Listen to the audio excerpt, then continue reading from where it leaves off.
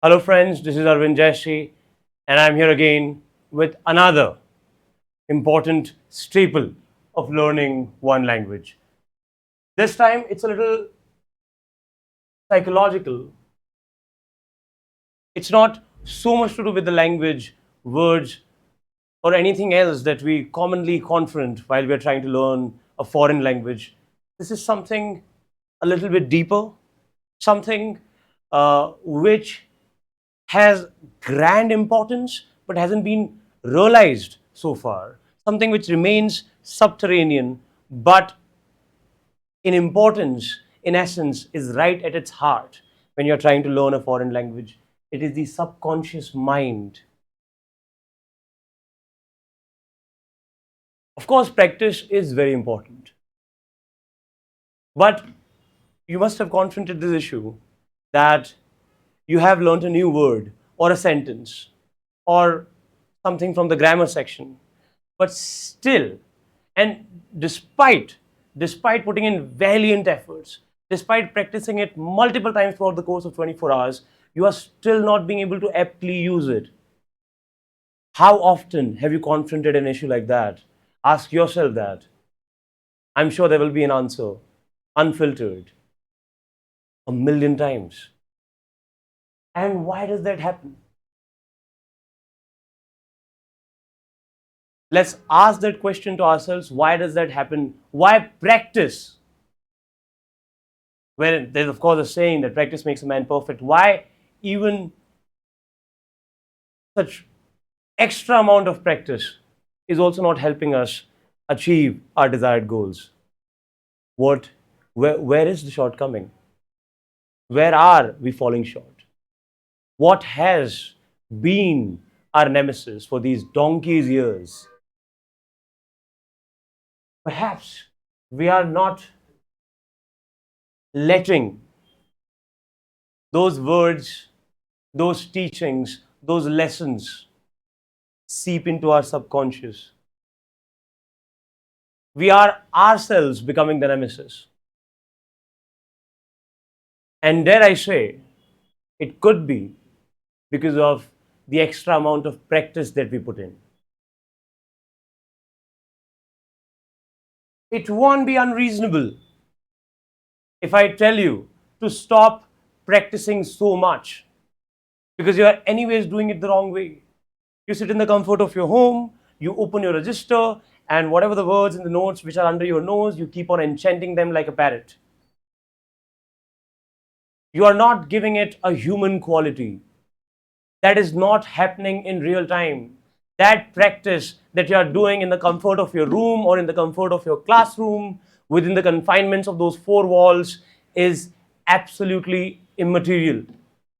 It won't help you because then it becomes mechanical.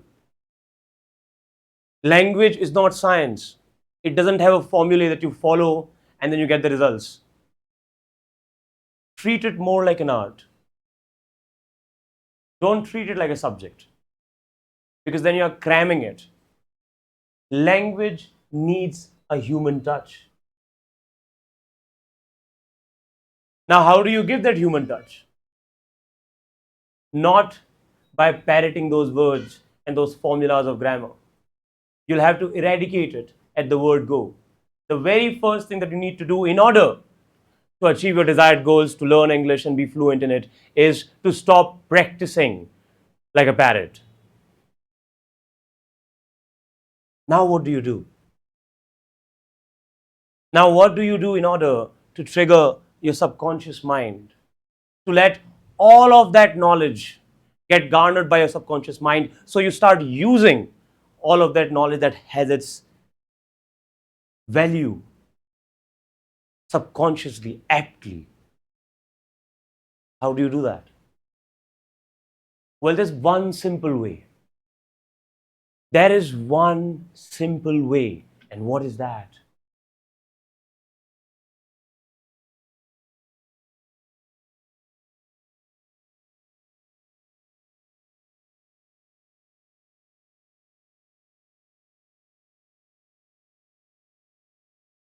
That is visualization.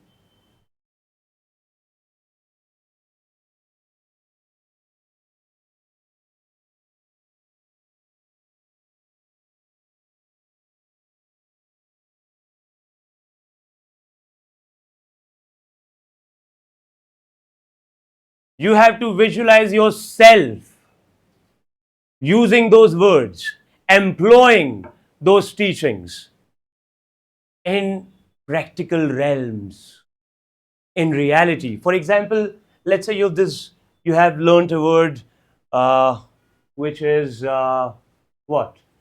Could be any word. Let's take the word, or let's take a phrase. Let's take a phrase, pay the piper.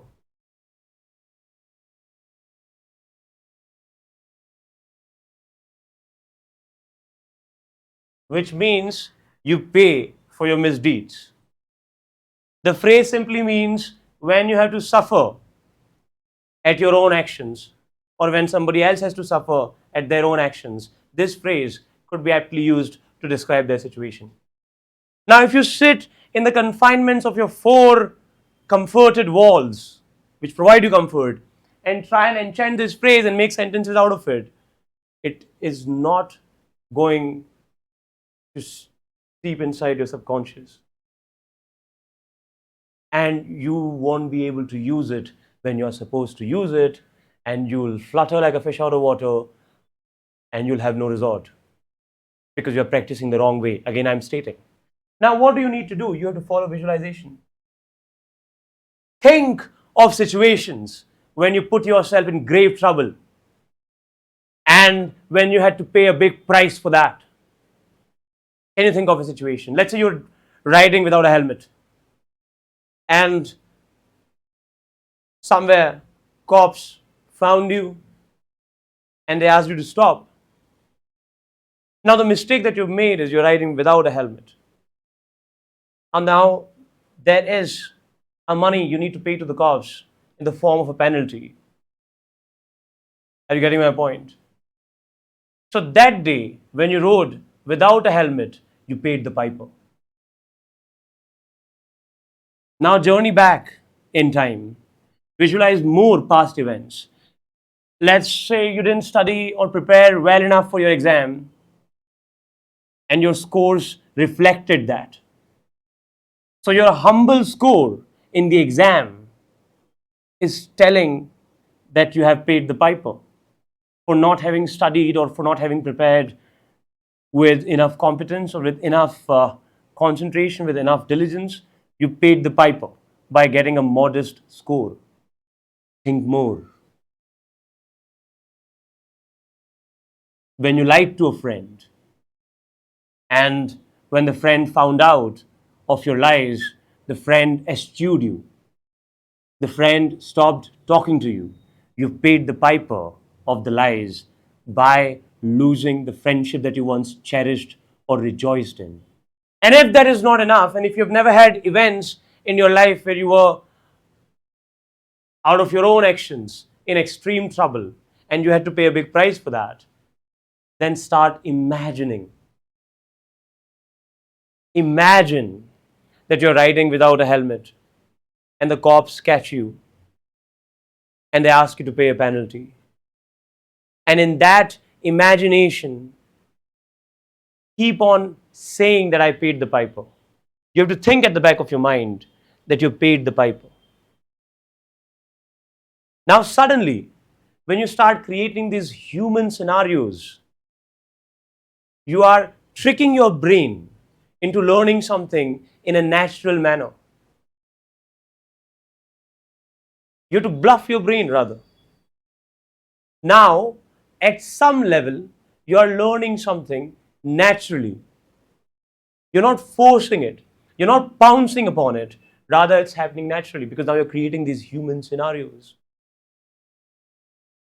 Compared to sitting in the room and chanting that phrase and making sentences out of it. It's not going to go a long way because you're cramming it. And at most times, when we cram something, we end up forgetting it. Create scenarios. Now, what do you need to do? It is just not enough. Only visualization or solely visualization won't help you attain that level. We are still shy of a few more stages. Next stage is time. Nothing great in the world was ever acquired or obtained without patience. All great achievements and goals required patience. All the institutes, all the education repositories which talk about teaching you anything in any amount of days are lying to you tooth and nail. It's a lie in plain sight. Anything that could be learned needs time.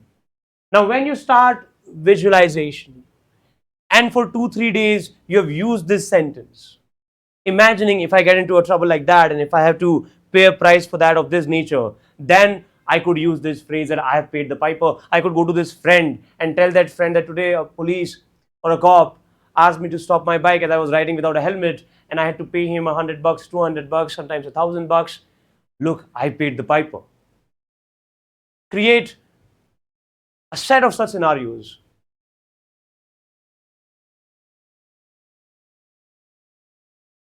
But then it's not enough. Now give it time. Give it a little bit more time. Give it 5 days, 6 days. Forget about it. Visualize it for 2 3 days and then forget about it. As if it never existed. Let it become redundant. And then give it time. Give it 4 5 more days. And I'll tell you why. Let's go back to, if you are into singing, you would know. When you're trying to learn a new song, when you're trying to learn a new song and you're trying to learn its lyrics, you're trying to coordinate with the music and you're singing it, it doesn't tick. It doesn't tick in the first go. Although you're practicing it, your practices are endless, you're practicing it round the clock, but somehow you're not hitting the right note. It happens with all the singers when they're trying to learn a new song. They just cannot hit the right note, the desired note, the ideal note which the composer wants them to. Or anything, if singing is just your hobby, whenever you try and learn a new song, you can practice it as much as you want to. You'll not learn it. You'll not hit the right note at least. Or your singing won't be ideal as you would expect yourself to. And now you stop practicing and let 3 4 5 days go by. And then suddenly, when you revisit that song or you start singing that again, you realize that you're hitting the right note and you're singing like anything. How does that happen? That happens because that practice, that visualization will take time to come to fruition. After you're done visualizing these sentences uttered by yourself, then let them get redundant, let them become non existent, let them vanish off your periphery, and let time take over. Let time take its course and wait for 5 6 days, and then suddenly, smack dab in the middle of the day, there'll be a moment when you'll use that sentence. Trust, trust yourself, trust human instincts. That's how it happens. Do not trust these slangs, the sound bites. They are not guidance. It is misguidance rather. You can't learn something in a day or two just by practicing it. That's not how it works. You have to first visualize yourself using those sentences in real life scenarios, in human scenarios, not in the confinement of your room, in the comforts of your room, making 100 sentences on each of the phrase or each word. It won't help as much. It will only go so far. Are you getting my point? Visualize it and then give it time. And then gradually you'll realize that all of that hard work, the toil will come to fruition. And you'll start using those phrases, those words nonchalantly, effortlessly, with utmost grace, because you did the thing the right way. Do not practice. Practice efficiently. Practice with a certain order and do not be swayed by those advertisements. They are just phrases, they're just words with no value at all. You have to give it time. You have to give time to everything that is great. If you want to learn a little bit more, if you want to learn some more tricks to somehow trick your mind into learning a language naturally, then you can join our offline batch at Anushka. Till then, I'm signing off and I'll see you again. Thank you.